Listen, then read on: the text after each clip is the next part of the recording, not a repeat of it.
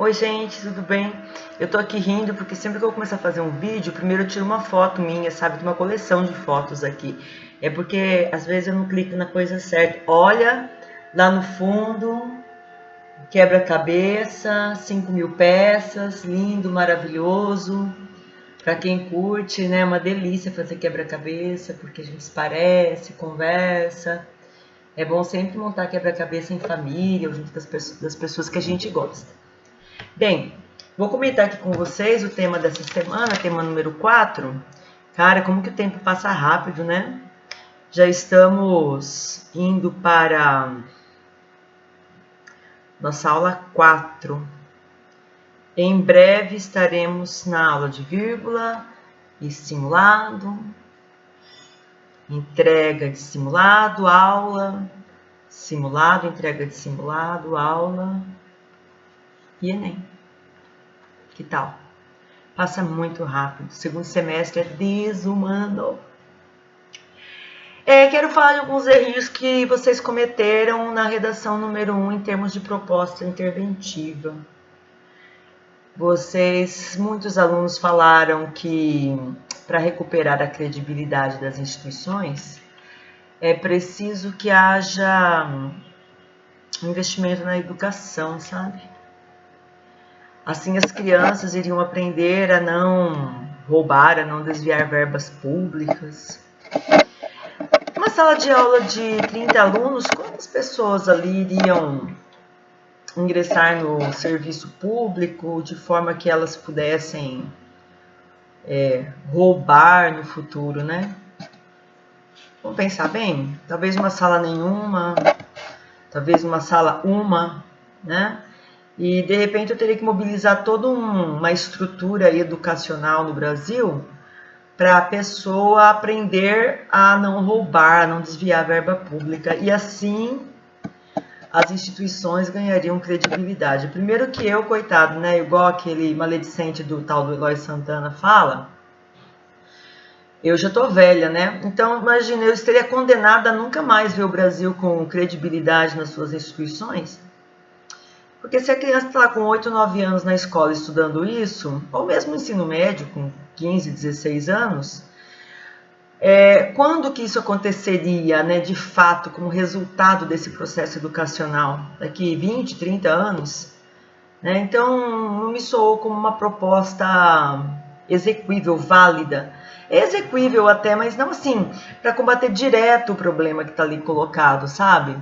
Dá a impressão que é a proposta de alguém que não tem o que falar. Então, fujam disso, tá? No texto 2, eu tô rindo, mas tô com vontade de chorar, sabe?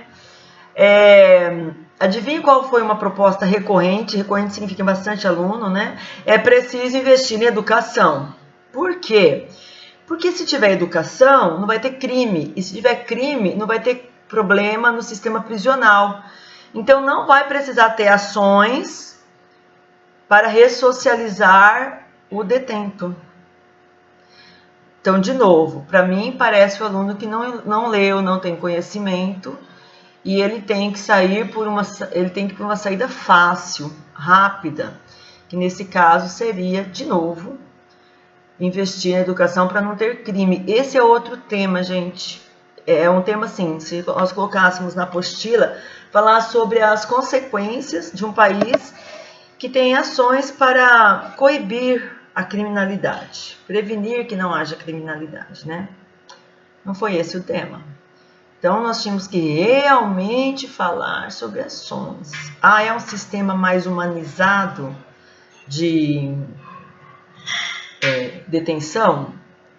Tem que ter mais celeridade por parte do judiciário para julgar rapidamente aqueles casos de presos provisórios, né? É disso que nós estamos falando, de ações pontuais para aquele tema. Não ficar trazendo outros temas, porque você não tem o que dizer, tá? O corretor percebe isso claramente.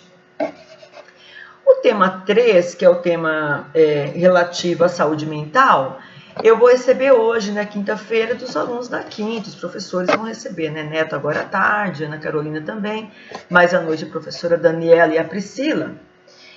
E eu sei já o que vai acontecer nessa redação. Muitos vão colocar como proposta interventiva a autoconscientização. Então, a pergunta aqui para você que vai falar sobre autoconscientização é a seguinte: se a promoção da saúde depende só de mim, eu promover minha própria saúde, autoconscientizar-me, por que eu já não faço isso? Por que os sujeitos já não fazem isso? Uai, se é auto, eu vou me auto-maquiar daqui a pouco para dar aula. Agora fazer o vídeo eu não fiz nada não, porque eu achei que estava bem assim mesmo. Espero que vocês concordem. Então, se é para eu me auto-conscientizar, por que eu já não faço isso? Por que você tem que escrever essa redação, inclusive? Não tem porquê, né? Então, essa promoção, promover mesmo, né? Olha, a escola tem que promover.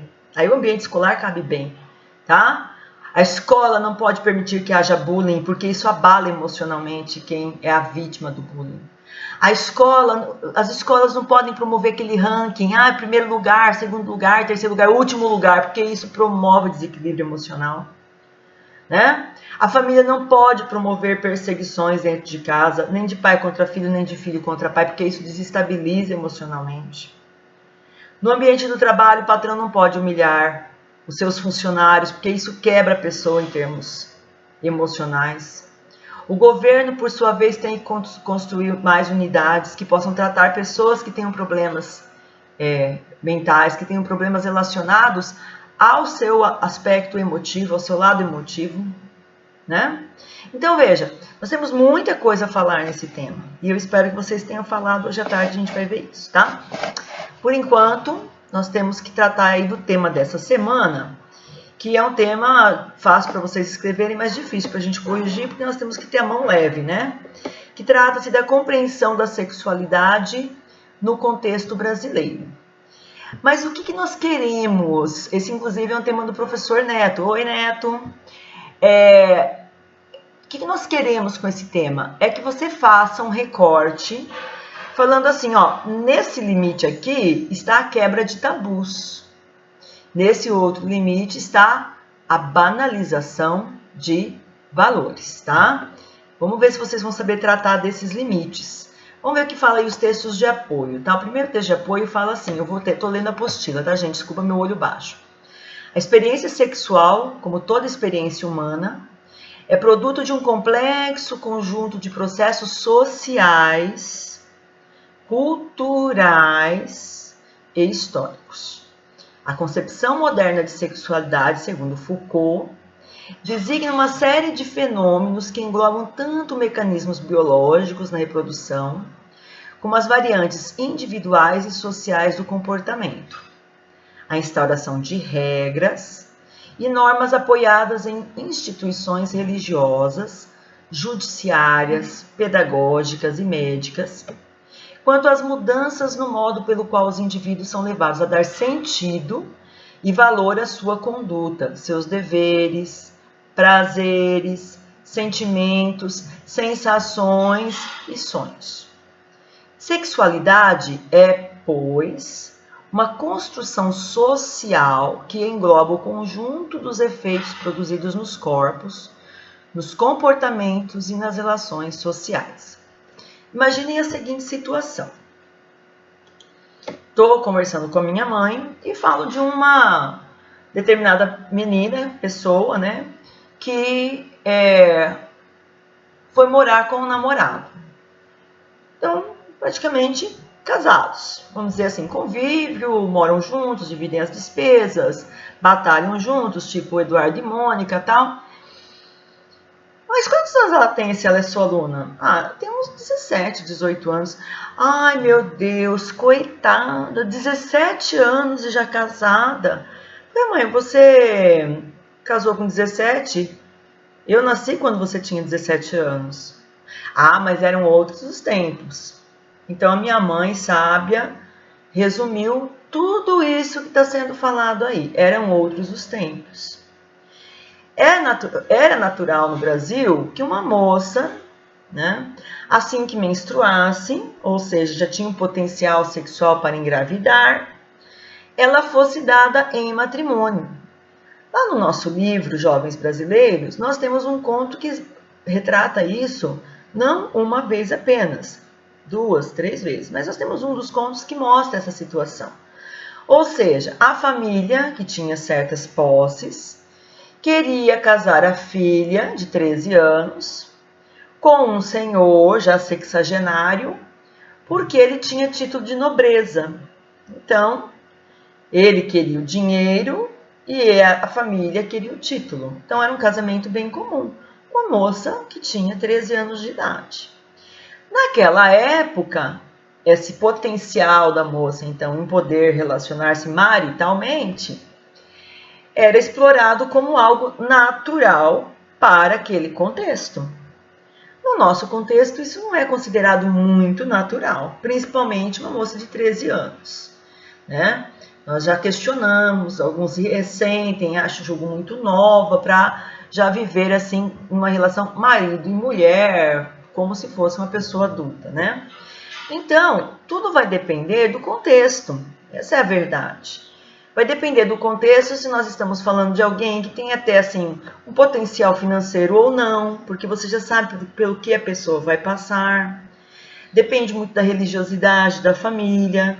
Depende se nós estamos falando de uma cidade maior, em que as pessoas passam quase assim que despercebidas, né? Ou se é um contexto de uma cidade ou de zona rural, em que as famílias estão mais relacionadas, né? Mas o texto ali, ele trata exatamente dessa questão, né? A sexualidade como uma concepção social e não exatamente como algo natural. Eu achei esse texto muito interessante e muito significativo para o debate que nós queremos travar. Porque assim, eu sou uma pessoa muito fechadona, sabe, gente? Cabeça fechada. Então, eu vejo alguns vídeos de meninas com 8 anos de idade, praticamente sem roupa, desnudas, e dançando assim, danças e cantando músicas que para mim, nessa minha concepção fechada que eu tenho, não era o momento certo. Porque a criança ali não tem nem noção de que o que ela está fazendo pode excitar sexualmente uma outra pessoa. O que me admira são pais que não têm essa malícia ou que julgam aquilo ali como natural, né? Então aí no YouTube, até às vezes aparece no Facebook, com menos recorrência, mas aparece, você vê lá cenas que nos deixam assim, questionando, né? Gente, onde isso vai parar? Por que explorar assim sexualmente o corpo dessa criança, né? Por que não explorar aqui, né? Por que não explorar o cognitivo dessa criança? Por que pular etapas? Né? São questionamentos que eu gostaria que vocês fizessem. E já vou pedindo desculpa para vocês assim pelo meu posicionamento, tá? Bom, vamos para o segundo texto. A idade em que acontece a primeira relação sexual vem caindo significativamente nas últimas décadas. Segundo a pesquisa, os jovens perdem a virgindade no Brasil aos 13 anos em média. Para ter uma ideia de como o começo da vida sexual está ocorrendo mais cedo, as mulheres que estão hoje na casa dos 70 anos tiveram a primeira relação em média aos 22.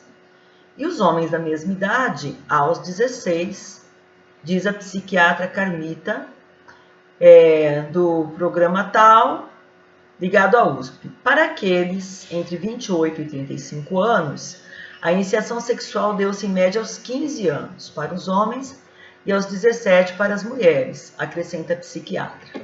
Além disso, cerca de 20% das crianças entre 9 e 10 anos já têm contatos eróticos, como beijo de língua e toque sem roupa.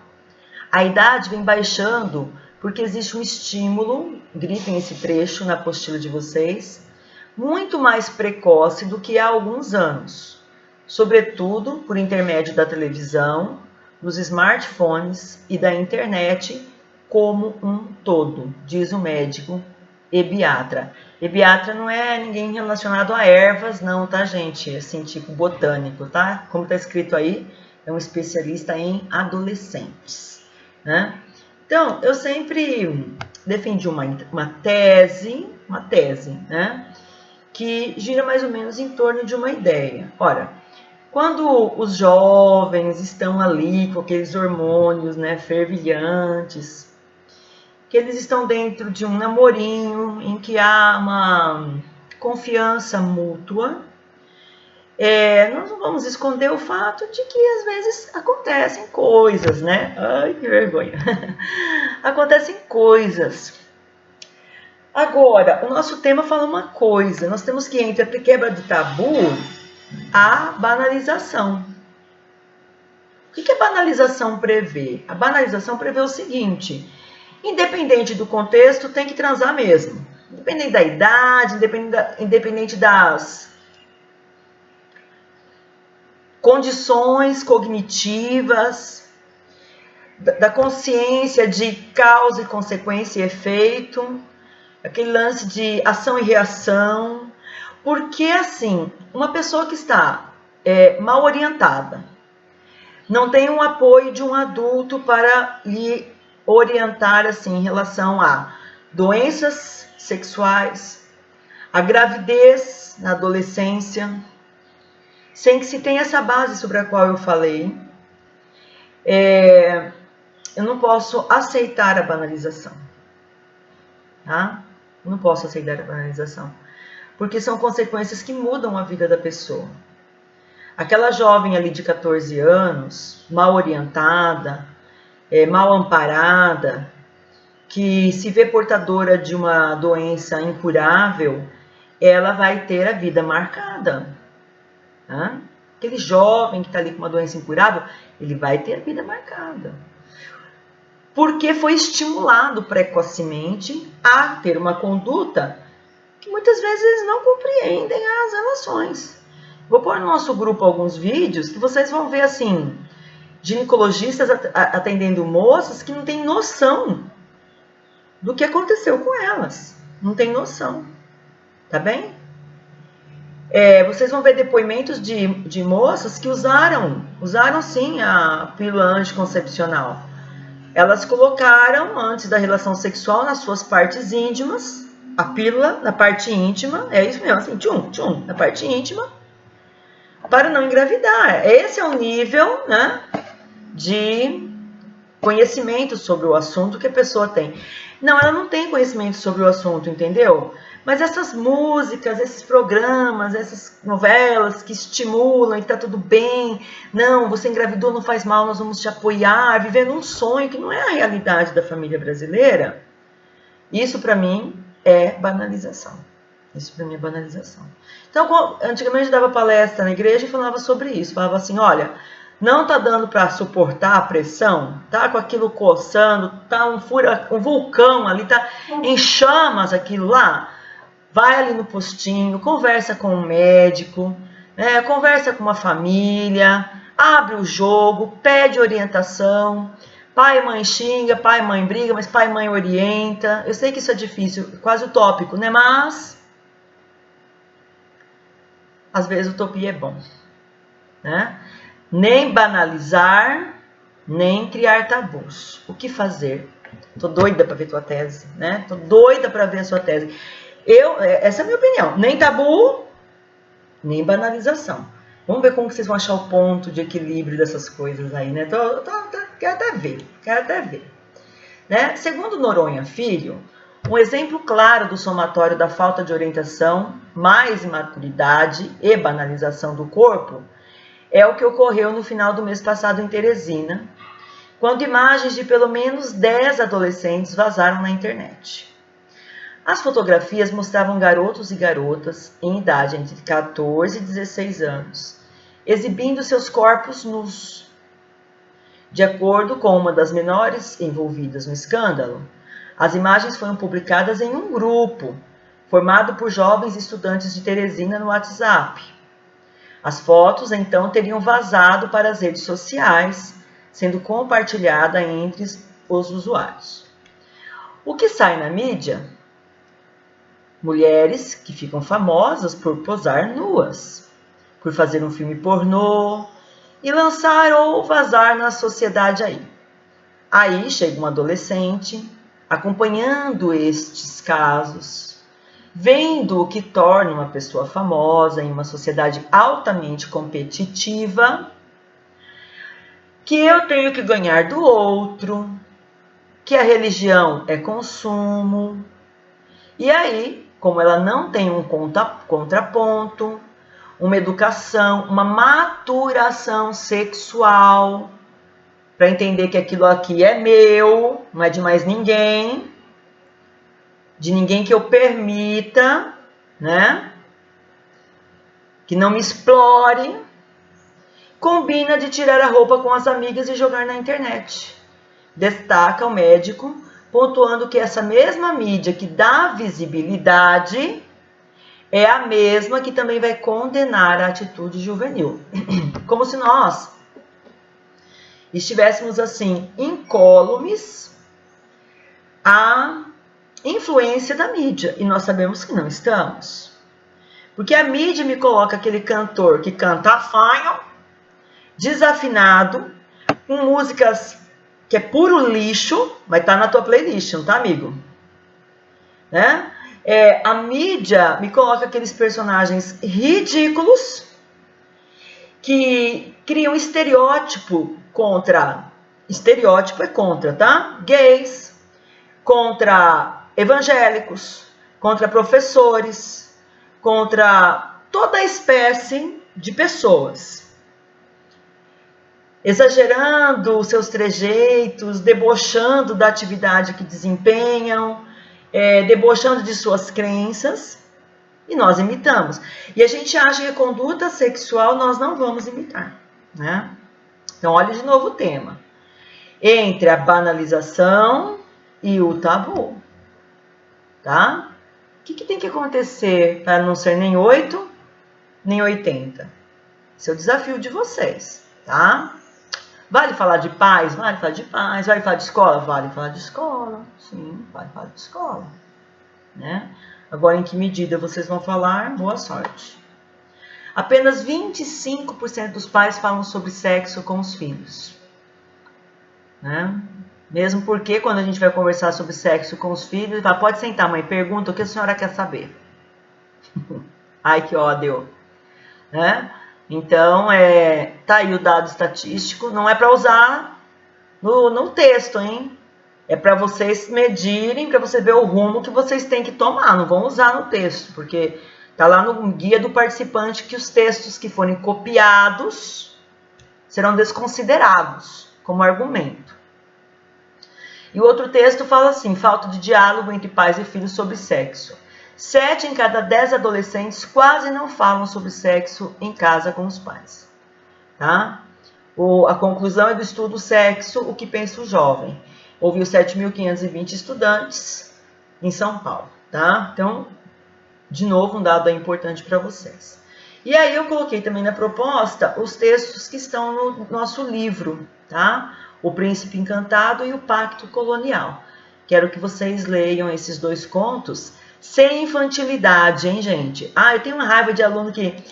a senhora vai usar o livro em sala? Por que eu tenho que usar o livro em sala? É para ler. É leitura obrigatória. Eu vou usar a apostila em sala. E fazer referência aos contos, tá? Então, leiam o livro, não sejam infantis, não sejam crianças. Se o professor está pedindo é porque ele precisa que você leia. Não é que ele precisa, ele sabe que você precisa. Essa é a verdade, né?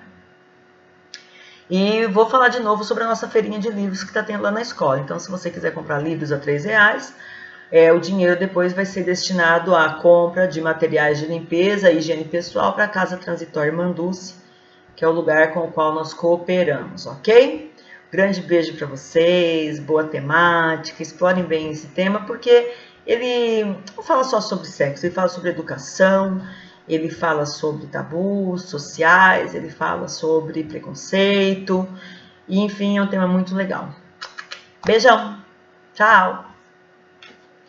Vou levar vocês para ver o quebra-cabeça de perto, calma, muita calma, calma. Eu vou de ré aqui na cadeira, para vocês não perderem ele de vista. Ai, que lindo! É um quebra-cabeça para hoje, juro, gente, tem 5.000 peças. Eu e minha mamãe que montamos aqui, ó. Tá vendo as pecinhas ali, ó? Não tem mais o que fazer essa professora, né, gente? Ó, que lindo. Nas férias façam quebra-cabeça, é ótimo. Beijo!